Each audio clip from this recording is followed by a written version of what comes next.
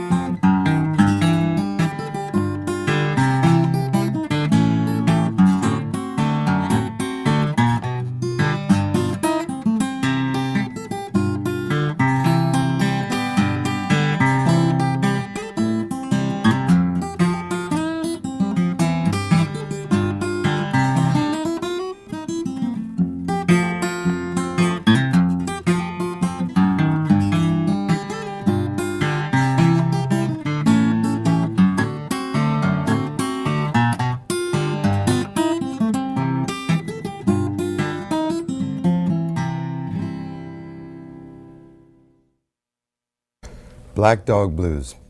I thought this would be a good place to start the video because it really lays out a lot of Blake's ideas in terms of his picking and chords. It's a nice slow tune, and you can really hear kind of what's going on in his playing.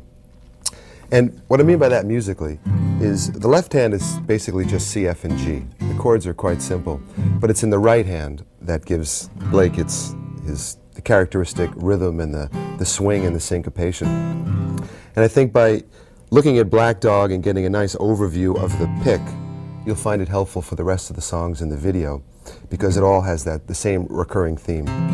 And basically what I mean by that in terms of the right hand is instead of thinking of the pick as a basic pattern pick, kind of an alternating bass idea, first thing what's happening is the bass is a little more rhythmic. So a typical C kind of pattern idea, he would play more.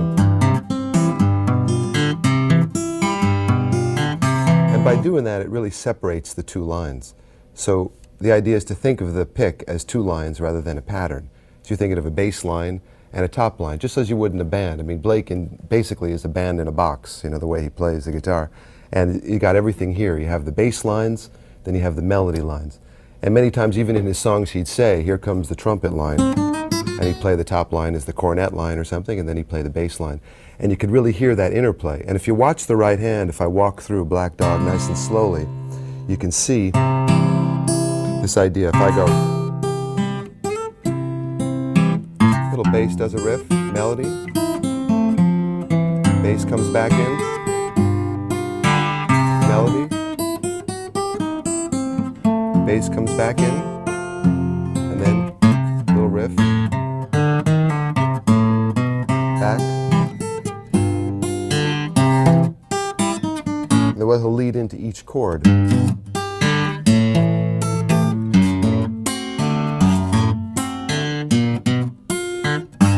way he's separating the two lines. And again, that's that syncopation. You hear the bass, maybe before the beat or after the beat. And the idea is just to get that comfortability between that separation of the thumb and the fingers.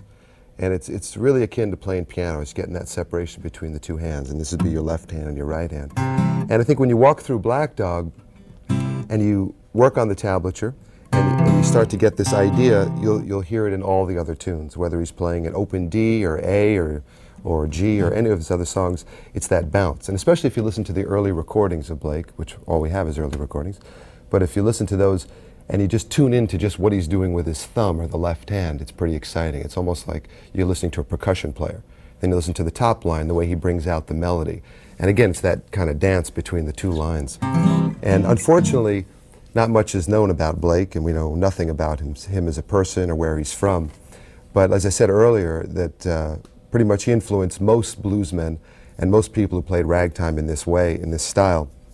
And I think when you listen to his music, at least for me, I get the feeling that he played with a lot of bands, because his time is like a rock, and he's one of the few players you could really imagine him playing to a dance of, an acoustic dance of, 100 people dancing to his music, because he just gets that loud sound and that solid bass and melody. So let's look at the split screen of Black Dog, and that'll illustrate some of these points. And then as we continue on in the video, I think you'll see the same themes kind of elaborated on. So let's go right to the split screen and Black Dog Blues.